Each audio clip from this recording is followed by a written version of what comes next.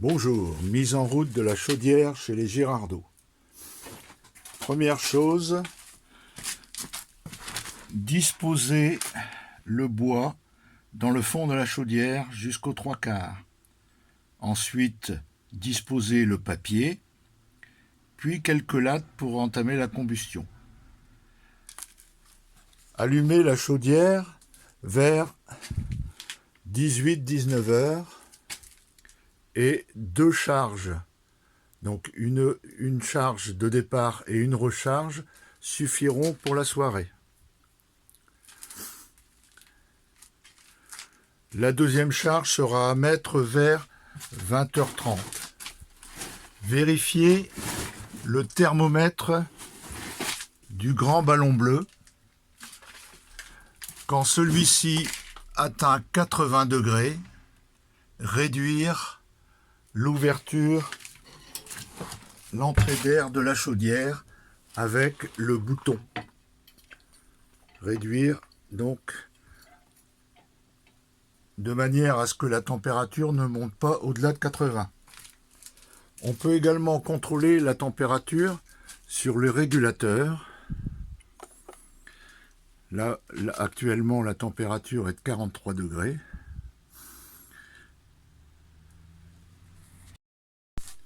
Si la température à l'intérieur de la maison s'avère insuffisante, on peut régler la pente de la vanne d'alimentation. Pour ce faire, donc tournez le bouton sur la borne ou sur la clé outils.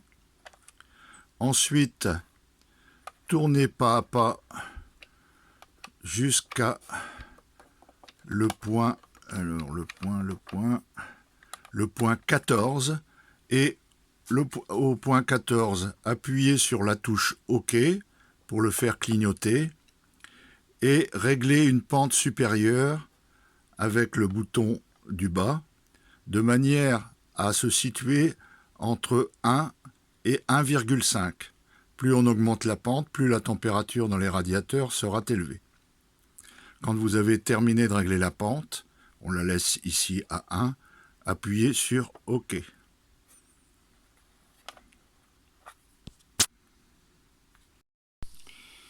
La chaudière n'étant pas régulée, il est indispensable que la température ne dépasse pas 80 degrés sur le thermomètre du ballon.